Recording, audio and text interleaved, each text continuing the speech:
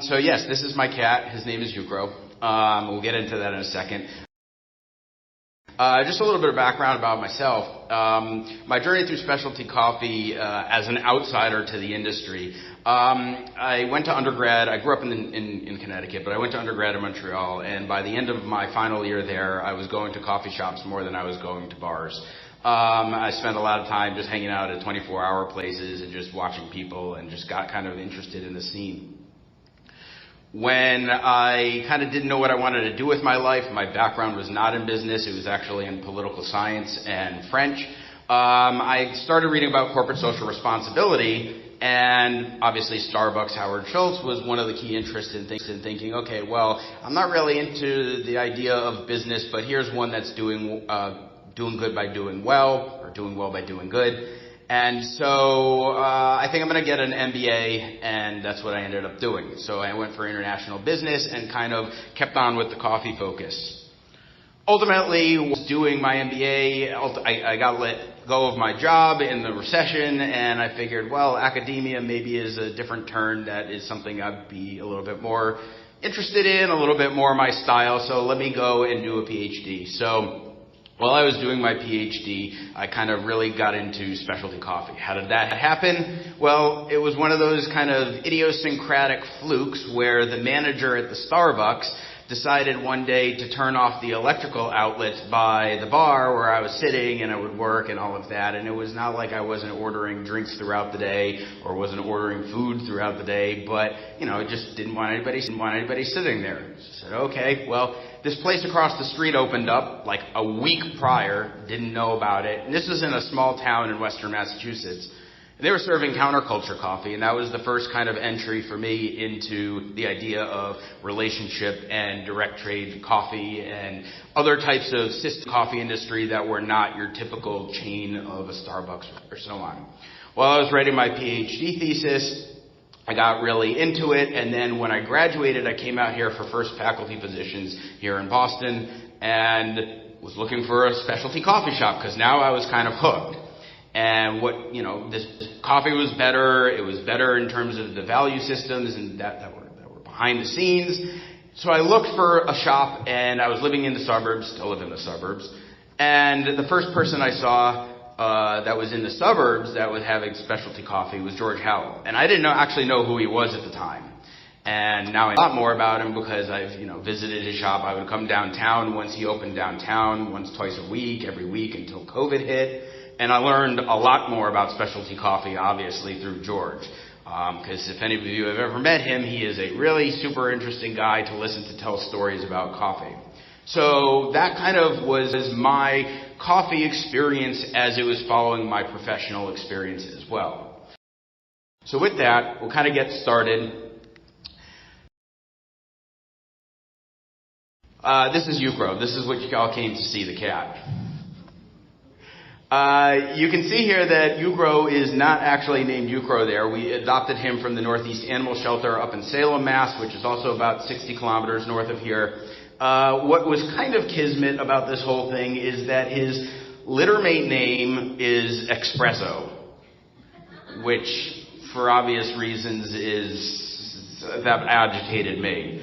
But suffice to say, it was his sister, and she was sleeping not very friendly at the shelter, and we ended up taking him instead, because we thought we were going to get a girl cat, and ended up with a boy cat.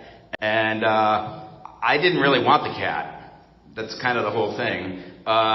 We had two cats that had passed away several months prior, and I'm not a cat person, and it's kind of ironic because my father's a veterinarian. And so I decided, okay, well, I'll let us get a cat, but I want to then name it. Okay, well, is you don't give the one person in the cat the naming rights to the cat. So I named the cat Yukro. Why did I name the cat Yukro? Because, coffee. And that always is interesting to everybody probably outside of this Expo Center. Nobody really cares. So that's Yukro. That's us getting him at the animal shelter back in September of 2019, before COVID. And before COVID is a little bit relevant to the story, as we'll see in a second. The other thing about calling him Yukro was I was thinking of other names of coffee places that I would be interested in honoring.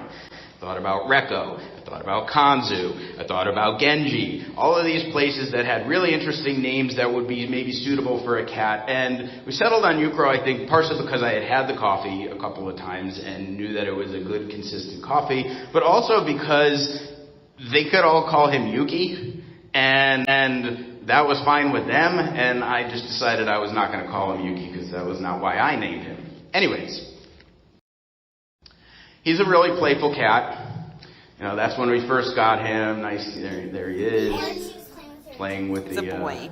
We just let him out of his carrier. He's very curious, still is very curious. So everybody's trying to figure out what to do with him. He's trying to figure out what to do with himself. He was playing with his Jingle toy. And he is very photogenic, I think, too. You can see here he likes to take walks. He doesn't like to be walked. But he's an indoor cat, and we got to figure out how to let him out somehow, so he's pretty amenable to the leash. But he doesn't go far. We get about 100 feet up the road, he runs back home. So usually then we're just chasing after him. A little after that, I noticed that there was an Indiegogo campaign for a documentary about the Ukro Cooperative, and I thought, well, this would be an interesting thing to fund because I don't really know a lot about the Ukro Cooperative, and I've honored this cat, by naming him after them. What can I learn out of this? So I funded this. Long story short, I still don't know where that project currently is at. But I would love to see it because I would love to learn more about if and what they have found in their journeys. I know that they had started it but had not otherwise completed it, and then COVID hit. So with that, we'll kind of get started. And obviously, COVID changed everything, right? This is the last cortado that I had the day before everything in Boston shut down when I went to George Howell, and for some reason, I took a picture of it knowing that I was not going to be back there for like 2 years, even though I only live 30 kilometers away. Changed everything, obviously. Then we start getting into TikTok memes like Dalgona coffee, and, that's what everybody's doing because we're all staying at home. And we're social distancing, and maybe we more extreme social distancing. At this point, this is the first year that we've had the cat, and I know that I'm going to be home making coffee a lot more than I would have been had I been going downtown to George Howell or just buying his beans to make some at home or other types of ways of preparing coffee. So I figure, you know what, I'm going to try something a little bit radical. I am going to order as many Ukro coffees from as many roasters as I can possibly find and only drink Ukro coffees until it runs out. Well, that's how this started. So I did, and I put it on Instagram, and I'll show you some things from that as we go. So with that, we'll kind of get started. The journey starts somewhere. Google search. Okay. For those of you who are in the room that don't recognize this, Google is your home page, not your home page. The first page that people and consumers are looking for is whatever their search terms are, and so the idea is to otherwise optimize. I know this is kind of a marketing term, but optimizing your search engine results, period. Because when I'm looking for Ukro coffee, that's what I come up with, and if yours is the first one, that's what I'm going to go with. Especially if you're a consumer, unlike me, who is not really interested in goes with results 1 and 2, not digging around for 3 and 4 because they still want to see how many more coffees they can buy. So here's roaster 1. This is April of 2020. The first time I see anything popping up in the search engine results is Little Waves Coffee up in Durham, North Carolina, or down in Durham, North Carolina. And it's really kind of interesting this because you see here on the label it's Dinkinesh Ukro. And okay, we've established Ukro as my cat. Dinkinesh is also means you are marvelous. It also is the Amharic word for Lucy. Those of you who don't know, Lucy was the Australopithecus skeleton, the oldest human skeleton that we've ever found, that was found in the region where Ukro coffee grows. Coincidentally, Lucy is my daughter's name. So, What did they say about Ukro? Okay, they have on their website all of these things. They give me brew specs. They give me some ideas of what the elevation is and what the region is and all of these things. They told me a little bit about the background. I didn't know that it was a wet mill that was sponsored by and partnered with TechnoServe and USAID. All of these interesting things that are kind of appealed to me as a coffee person, or I think I'm a coffee person. I found some things out about where this place is, what the different levels of kind of hierarchy, geographic hierarchy there are in Ethiopia as a result. And there's my first picture that I posted on Instagram. So this is Dinkanesh Ukro, Lucy with Ukro. Number one out of a many. So we're off. Here's 2, 3, 4, 5. These are all places around the country from roasters I've never heard of, in places sometimes I didn't realize even had any specialty coffee roasting. Bott's Coffee is in Munster, Indiana, and I had no idea there was a specialty coffee roaster in Muncie, Indiana. But I found it by Googling for Ukro. There are some common themes I'm noticing among tasting all of these coffees, because the interesting thing about doing one coffee for this extended period of time is you're basically only getting what everybody is roasting, and so you're getting some highlighted notes in the tastings that are a bit different every time. But by and large, there are some patterns that I'm seeing in the way I'm tasting this. Some variations, but mostly a lot of patterns. We get to roaster 18. This is Bluebeard Coffee up in Tacoma, Washington. And after 18 roasters, this is the first time that I've gotten information from any of the roasters that this is imported from Red Fox coffee merchants. Specialty coffee about supply chains, about value chains, about understanding where things come from. And I have no idea how my coffee even got to the roasters, the first 17 roasters. Interesting. Also, they had responded to my Instagram post, which was another thing, because I'm kind of trying to figure out what roasters are going to say about how are they. We expect a lot from customers about engagement on social media, but what about when customers engage with you? How do you respond to them? And so there was kind of who is going to respond, who's going to say something, who's going to put something in the order, or say a note, when I make a comment in the order where it says we'd like your feedback, or what are the comments, or so forth, and kind of making a note of it. And not many did, which was kind of interesting to me as a marketing and consumer researcher. 20, I put the idea that Red Fox is the importer into my caption there on Instagram. 25 is special to me because I've gone obviously to George Howell. And I had a little bit of a back order of what I was drinking, even though it was all Ukro. And so 25 I had saved. It was the day after the presidential election, and I was kind of in a celebratory mood. The barista that was at the time, Juliana Levita, had drawn this picture of Ukro, which is really uncannily like him, including his markings, and his nose is a grayish color, and she got that down. So it was kind of really cool for me. It was a treat. So I put that information in the caption as well. Number 30 is my first international order in Canada, and what's interesting about that is now I know it was Red Fox, but this is the first time I realized that it was Aleko Chagunis that was responsible for managing that Red Fox relationship. And I kind of was at some point in this part of the purchasing, realized that I wanted to learn a little bit more about that. So I was Googling about Red Fox and looking on their blog, and now I find out that he has this conversation with the founder of the Katamuduga cooperative.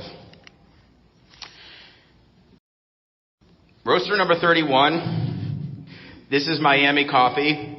I first start seeing that there are lot numbers on the bags, and it occurs to me, why did nobody put lot numbers on there before? And does it really make a difference, or does it not make a difference? And what would I do with that information if I knew it? And what about regular consumers? What would they do? Probably nothing. But as I mentioned before, part of it was engagement as well, and they had put in the box, "We hope you grow enjoys our You Grow coffee." And so it was that little touch there that was kind of like, I know we talk about little touches, and sometimes, especially in the coffee industry, there are, points where there's a lot going on and it's very difficult to do, but consumers really get something out of that, I think, and certainly I got something out of it noteworthy enough to, keep around to put on this PowerPoint presentation. So here we are, 32 roasters later, and I think that the You Grow season is over, and I don't see any more hits on Google or searching hashtags on LinkedIn, on Instagram or on Twitter, and I write up this whole thing about my journey, and I realize it occurs to me, the season must be done. Right, the crop must have been finished. Everybody had got their lots in. They stopped, the roast, all of the quantity was out. Okay, that's not something that occurs to most consumers, the seasonality of specialty coffee. And a couple more trickle in. I think by the time I'm said and done for what appears to be that harvest season, I'm at about 34, 35 roasters. And so I've got roasters that I've never heard of, never knew of, never anything, that were from all around the country, like I said, in places that I didn't realize specialty coffee was even roasting. I don't know if it was because of COVID, but COVID really put me on that journey to finding out where folks around this country were. And as we were all kind of a little bit lonely and isolated from everyone else, it also put me on a path of some connection to other people around the country and finding out what they were doing through their coffee. So a couple other highlights on my journey. I get a Flair Neo, start pulling manual espresso shots. That's interesting because I never got to do anything with espresso before. I see a couple of roasters I had previously ordered from, like Flatlands Coffee and Bowling Green. They had a gusseted bag. One company had donated a meal to a child in need for each bag that was ordered. One roaster sent me it was basically they use craft bags, and the craft bag was punctured, and they put Scotch tape over it and sent it to me. And I know that, again, this is one of those things where it's very tricky to manage expectations, things that you're doing in production, things that you're doing in service, all of these types of things. But consumers end up noting this, and it becomes a major part of they wouldn't have thought themselves to appear anywhere on a slide in a presentation here, but it was meaningful enough to me that my bag came punctured and was Scotch taped up.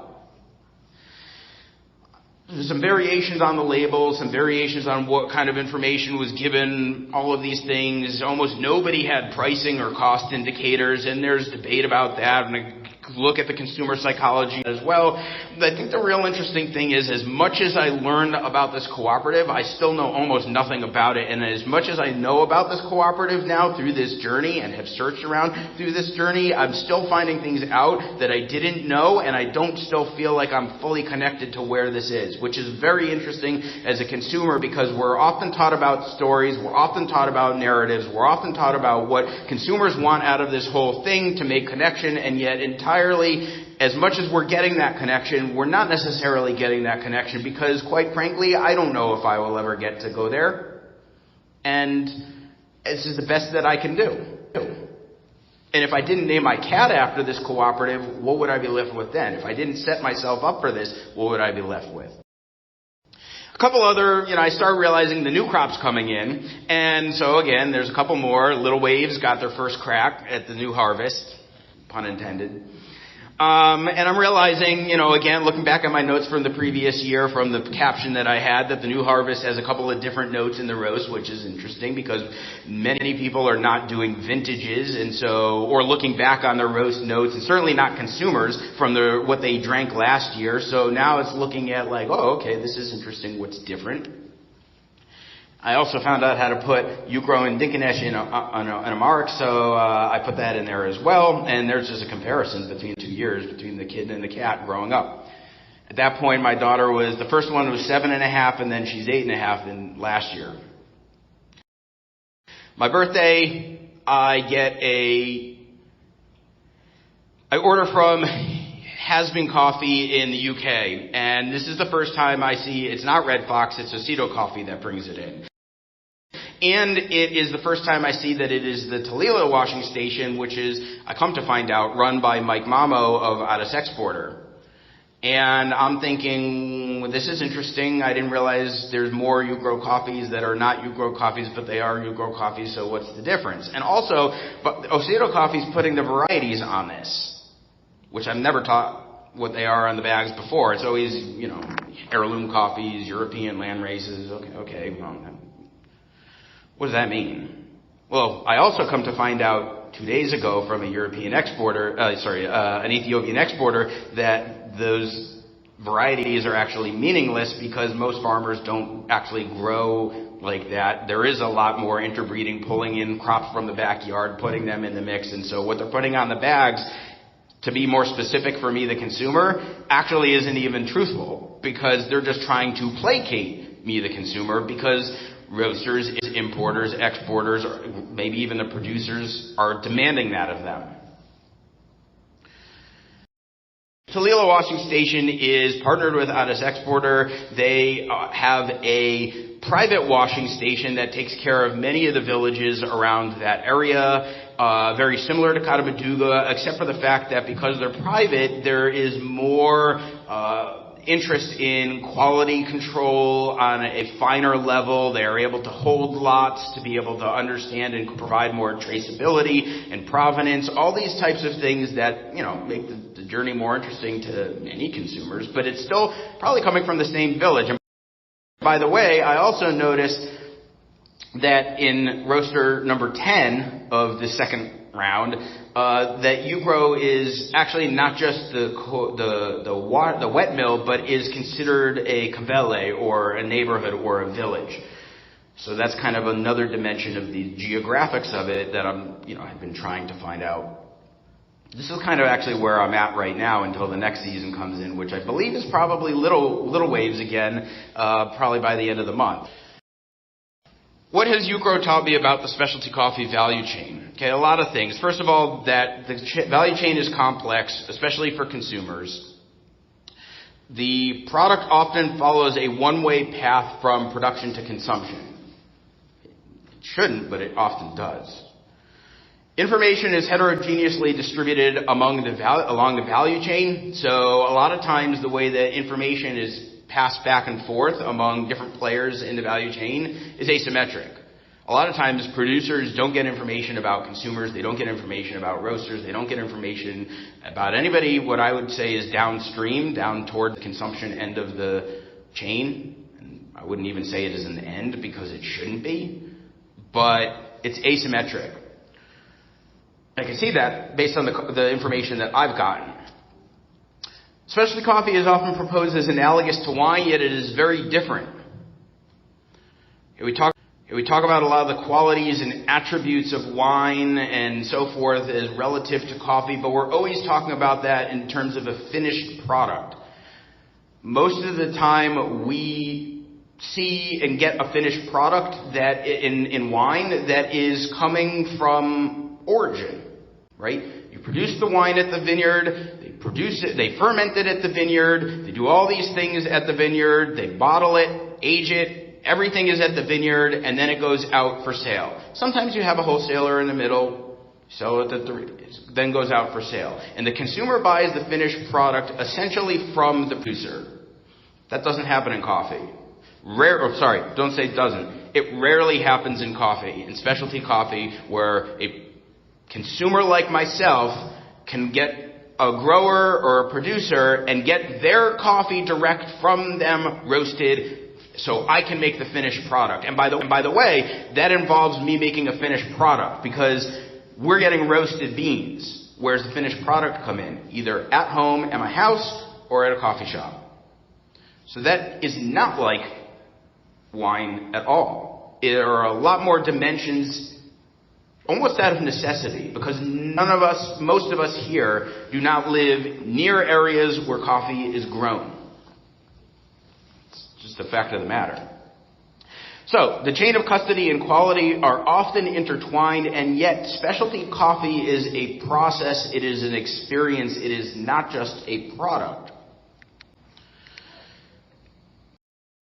So with that, we'll kind of get started. So let's talk about what specialty coffee is relative to the definition that was put out by the SCA back at the end of was it October? Just before the last Expo in New Orleans. Why do we define things? Okay, for three reasons. And as a professor who researches, we're prone to doing definitions and trying to define and arguing about definitions and so on. Why do we define things? One, because we want to have a common understanding of concepts. We want to be able to all be on the same page when we're talking about the same thing.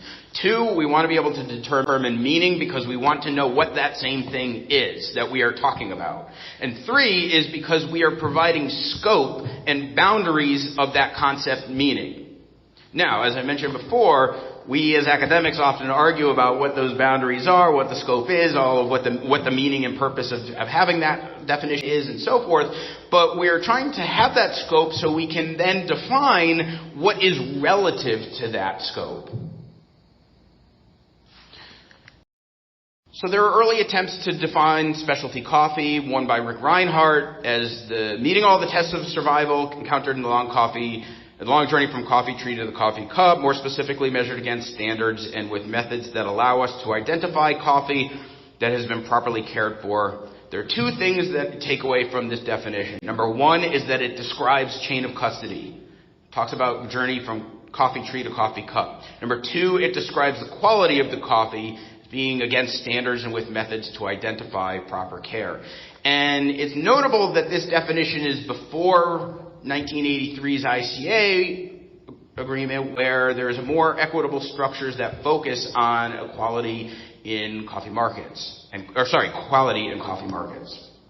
So everyone has a different focus at that point in terms of what's important to them. But the ICA falls apart in essence, and things change, the markets change, price crises and so forth, and Rick Reinhardt comes back at RICO 3 years ago and has updated his own definition. The one on the right, he talks a little about background on the left, background on the right, and the definition on the right. Defined as coffee from a known geographic origin that has a value premium above commercial grade coffee due to its high quality in the cup and to the particular attributes that it possesses.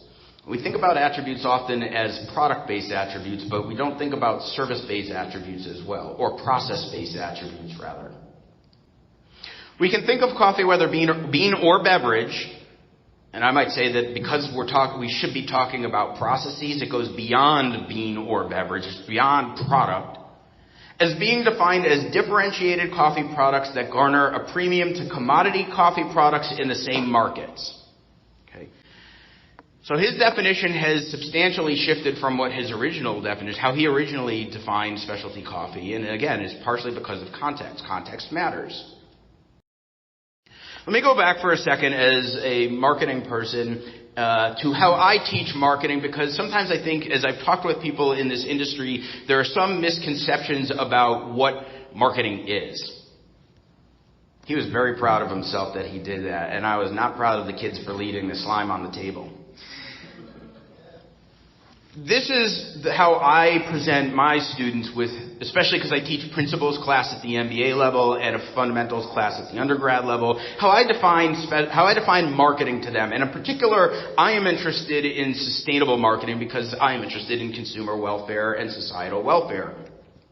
Sustainable marketing is the strategic creation, communication, delivery, and exchange of offerings that produce value through consumption behaviors, business practices, and the marketplace, while lowering harm to the environment and ethically and equitably increasing the quality of life and well-being of consumers and global stakeholders presently and for future generations. Okay, so this borrows from two major sources. Number one is the American Marketing Association's definition of marketing, and two is the concept of the triple bottom line. People, planet, profits. Or some others know it as ESG, environmental, social, and governance. Right? All things that are trying to help better business.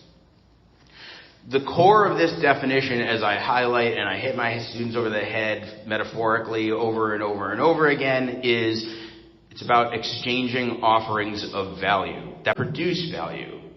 Production is a process, not just a product.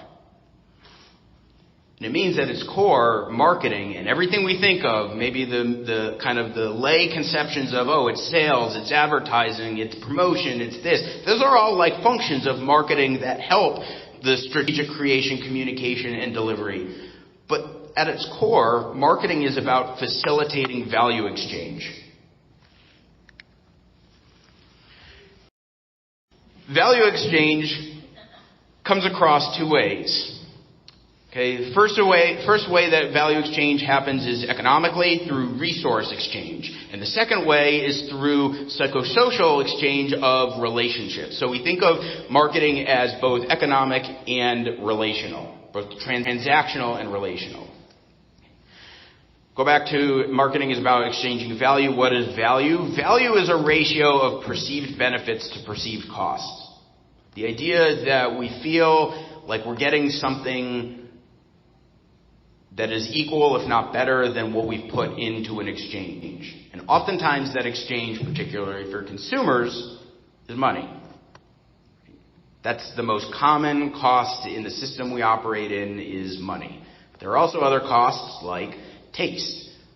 I don't want to feel bad about the coffee that I'm tasting. I want convenience. Right? I want to be able to prepare it okay. All of these things are elements that are cost, time costs, all elements that are going into these types of exchanges, not monetary. So value and value creation and value exchange fosters relationships that create more value. Think about the value of relationships. Value can be individually based, as a consumer, as an individual consumer, as an organization, as an individual organization, as an individual business. Or it can be societal for all global stakeholders, including those not just the consumers, but the producers as well. And so again, there are costs and benefits to both sides of an exchange. Exchange has reciprocity. It's not direct reciprocity always because one thing is it's not a one-to-one basis, but the idea that benefits and costs are equivalent is reciprocal. And the context matters because we have physical marketplaces and digital market spaces, both of which are operating in a system where mindful commitments were not made to various people in the value chain when these coffee markets were formed, right? Historically, coffee has been a colonized product for most consumer markets, and so therefore it requires some sensitivity to understanding that history in both the physical and the digital market space and honoring those commitments for equity. We can talk about this from a top-down perspective. Top-down, and I look at it as in terms of the structural elements of a market, which include policy, institutions, organizations, and so on. It includes producers and growers that are on the production side of the value chain, and then there are consumers on the consumption side of the value chain. Because even in economics, we know supply and demand, right? And what is supply? Production. What is demand? Consumption. There's always that kind of reciprocity of that on that point of making a market. Some colleagues of mine published a paper in 2014 talking about consumer responsibilization, the idea that markets, especially in more neoliberalist kind of perspective where we are trying to have marketplaces for competition where consumers are having more choice, that puts the idea that consumption becomes on the burden of the consumer. It is the burden of the consumer, it's the burden of me to find out where my coffee is coming from. It is the burden of me to find out how much, person was paid. It's the burden of me to make the choice for that coffee versus the other commodity grade coffee or crappy coffee or whatever other kind of coffee it is that is not my standards that I would like, that's not what we would consider a specialty. It's my burden to make that choice. And so that happens because of these complex market exchanges, right? It's not like wine. We don't just buy from producers as consumers. There are a couple of ways of ensuring equity or talking about equity in the marketplace. particularly from consumers. My own research has looked at how consumers are sensitive to justice in the marketplace and how justice is distributed as a function of value exchange. 21% of consumers, by my research, have a disposition to the self, a disposition to their individual interests. Don't really care about sustainability, don't really care about equity, certainly not top of mind. Maybe they do not really, probably not. The other side is the benevolence, about 19%, so you notice a little bit different, and that's actually a significant difference statistically, towards collective interest. The idea that they're interested in helping society and making sure that there is a more equitable marketplace and that consumption decisions are done in the context of equity as well. And in the middle, we have these people who can waffle depending on a lot of things like context. So we see these attributes that were put up there, and some of the extrinsic ones, some of them are a little bit process-oriented, but by and large, the SCA was looking at this, as I see it, as more product-centric. And if value is to be had and value is to be distributed, then it needs to be co-created as part of a process. So the SCA comes out with this definition. They talk about value. Talk about how it's significant extra value, but it doesn't really answer any of the 5 W's.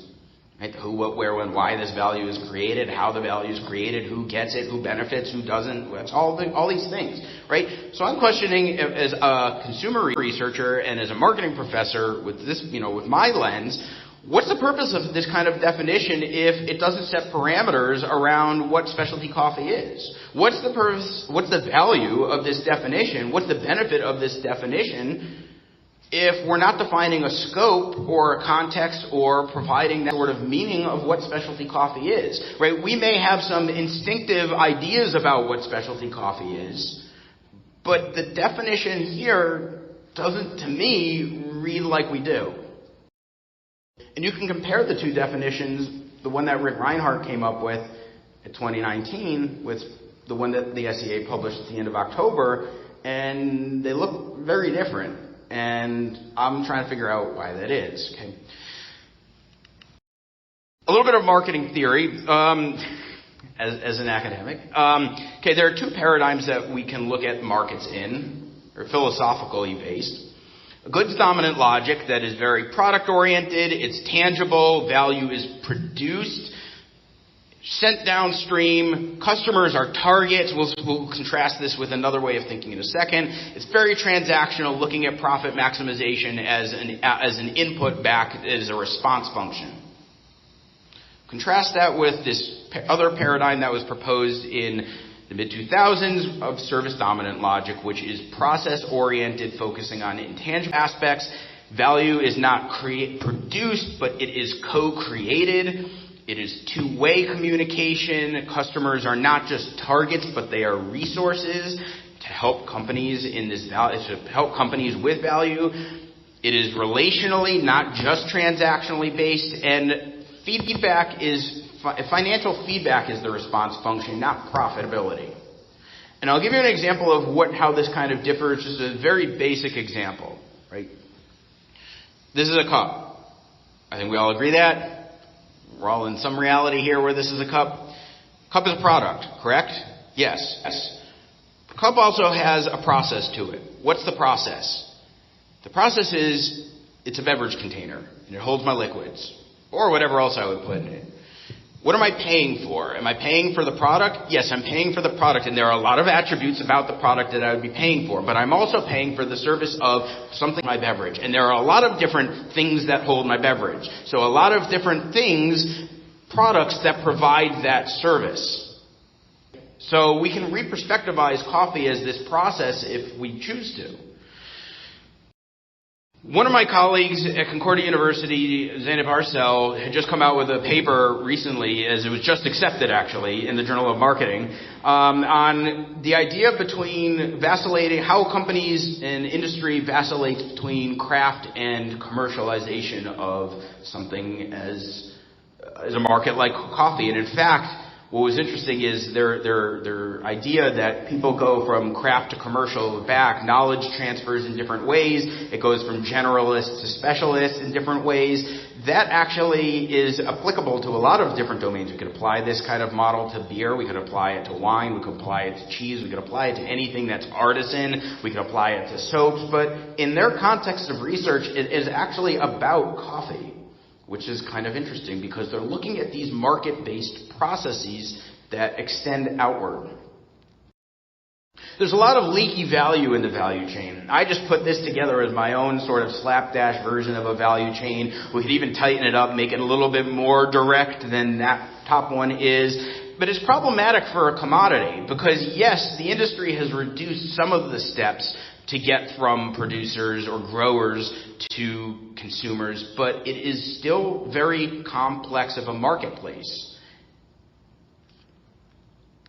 So, because it's so complex, and because this maybe needs to be looked at as a process, not just a product, what is incumbent on producers and consumers to learn about value and what value is that makes specialty coffee special? Consumers have different need motivations, right? Some consumers, my students oftentimes will buy Cumberland Farms gas station coffee. Sometimes they'll buy Dunkin' Donuts coffee. Most of them don't understand what it is that I drink. And sometimes they look at me like I'm on another planet already, so talking about coffee doesn't help. They're doing it for what I 3 years ago heard it after one of my talks here was a caffeine delivery system.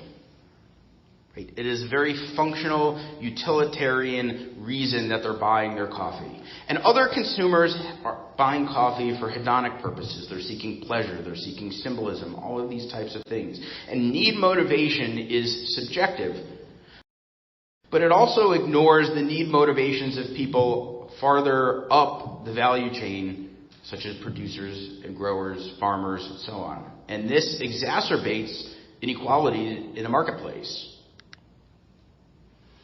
Since this process of getting coffee to consumers is not very direct, then value has to be co-created in other forms. That includes information flows, economic flows. Equitable distribution of this whole process becomes widespread, which helps create a better quality product and also helps to create a more equitable chain of custody, which are two of the things about specialty coffee.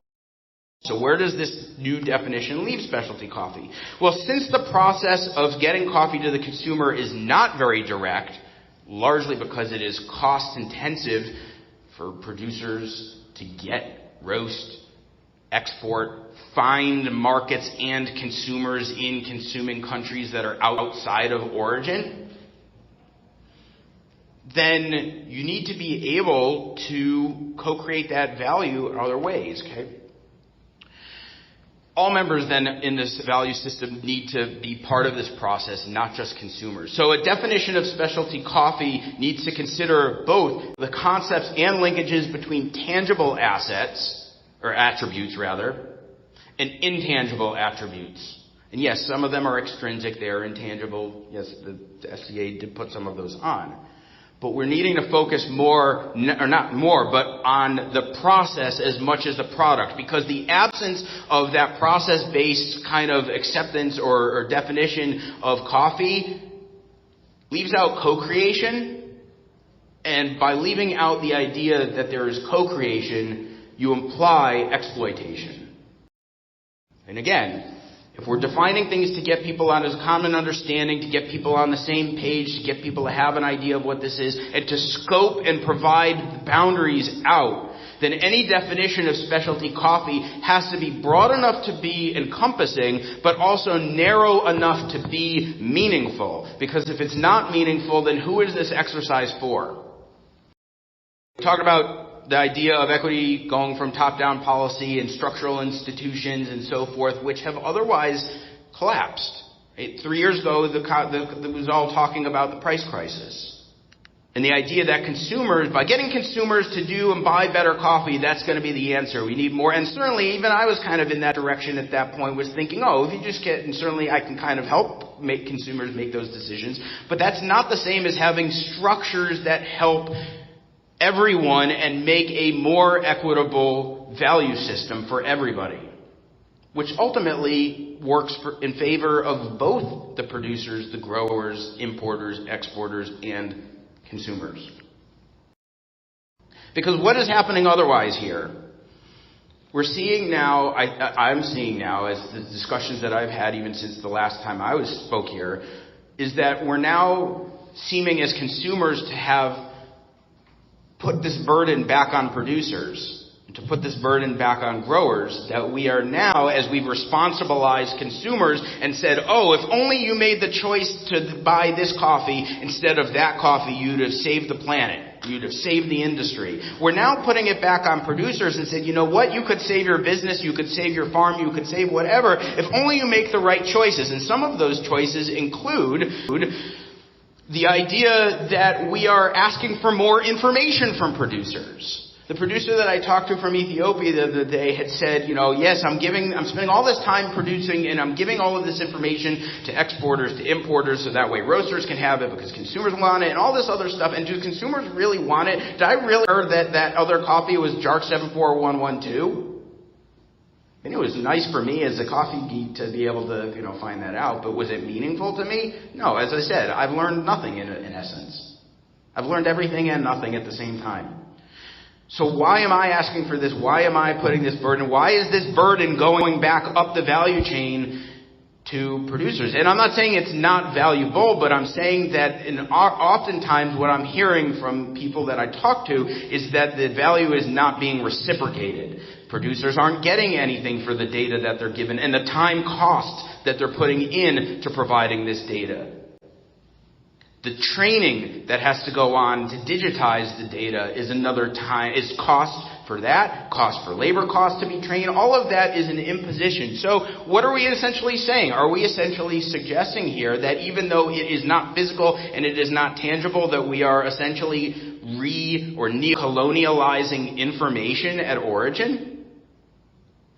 Because in essence, that's kind of what I'm otherwise seeing is, yes, we're doing some things from the product base that we're helping farmers understand. We've put, things in. We've helped create wet mills like Cooperative to take coffee from junk status to, something that's considered special coffee. But what does that actually mean then if we've only dealt with the product and not the process and made that more equitable as well?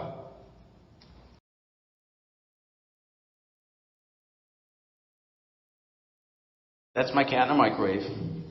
Don't ask how he got up there. Don't know how he got down, but it's him. What has he taught me about the definition of specialty coffee? Well, first of all, we need to look at the idea that specialty coffee has been a morphing definition, particularly since the post-1989 SCA era, where market structures and policies and institutions are not functioning currently the way they were when many of these definitions were the ideas of these definitions were had. Specialty coffee needs to be approached as a value loop, if not a value network system among producers and consumers. Information needs to be more symmetrically distributed. There is value in that information, or so we say. If we're helping consumers along, then then those consumers, through their choices, better be helping farmers along.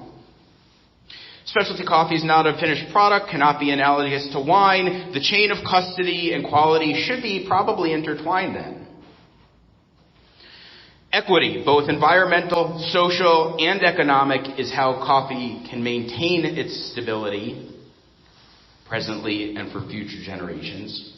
And specialty coffee is or should be as much about the product as it is about the process. About the process as it is about the product. So with that, we'll kind of get started. And with that, I got a couple of minutes, I guess, for questions.